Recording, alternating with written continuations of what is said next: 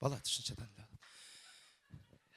Келіңіздер, урматтуу коноктор, азыр Борон Шекебиз айтты, жаштар менен мындай улуу-муундуну салыштырып өттү. Чынында биздин заман башкача болуп калды. Мурда үйгө "Ассаламу алейкум" деп кирип келген кыргызды азыр таппайсың. Азыр эшикти ачып кирип келди. Кимде жалпак зарядник бар? Зарядка барбы деп сурап калдык. Мурда кирип келип, "Чай-пай барбы" деген кыргызды таппайсың. Азыр кирип келди. "Wi-Fi барбы? Wi-Fi. Код канча?" Код деп элечи. Жашообуз ушундай болуп калды. Ал эми буга чейин кудулдардын бардыгы бүт аялдар жөнүндө айтып келиптир. Мен азыр эркектер жөнүндө айтып берейин деп атам. Залда эркектер барбы? Каерде болсо кодурада байкуштар. Азыр эле. Эркек кандай болуш керек? Молодец. Калгандар айта албай атпайбы ошо сөздү дагы? Кандай болуш керек? Эркек болуш керек, туурабы? Эркек өзүнүн үйүнө каалаган убакта кирип, каалаган убакта чыгып кетиш керек, туурабы? Эркектин колдон келсе 3 аял болуш керек, туугандар. Ал 3 аялда эркекке мешайт этпей, өзүн өзү багыш керек. Эркектер жыргабайлап алгыла, мунун баары жөн эле мечта. Байкуш эркек өмүр бою ушинтип кыялдан өтүп кетет экен. Анын үстүнө мо сотка чыккандан бери эркектин баары коркок болуп калды. Палево болуп калды сотка дегенчи мындай. Эркек мындай үйлөнгүчө эле булатный болот экен. Мен үйлөнгөндө көрөсүң, мен аялым минтип коем, тигинтип коем, мындай башкарам, тигиндей башкарам деп кыйын болуп атканын көрөсүң. Анан үйлөнгөндөн кийин 3 айдан кийин көзү тептегерек болуп жүрөгү чыгып калган болот. Шок. Байкуш. Мен шок болосуң да.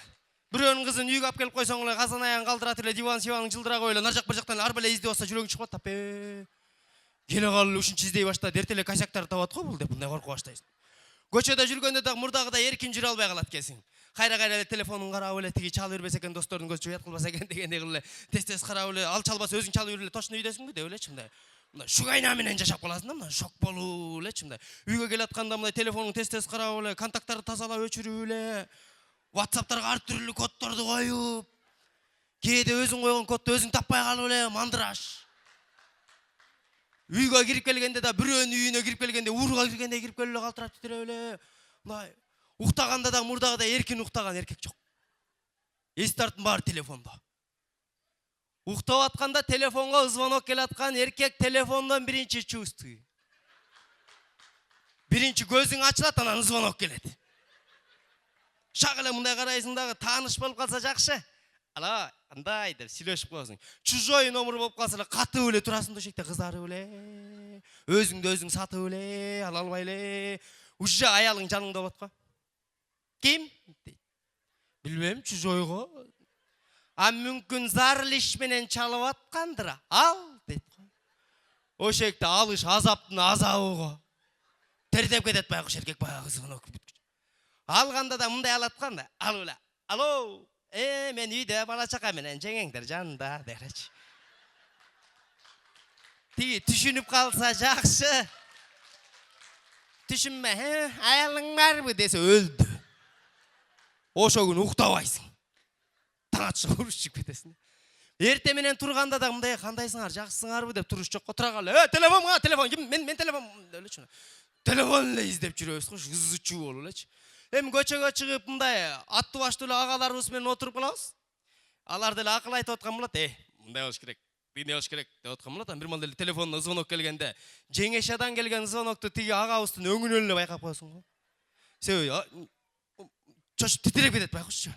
Анан курукту общий бир карайт дагы. Жеңең чалып атат. 10 эркек отурган жерге бир аял чала турган болсо, 10 эркектин деми жок го. Дым. Көз жейп. Эми ишенген агаңдын жүрөгү чүйүп аткандан кийин сеники тем боло эле да турабы?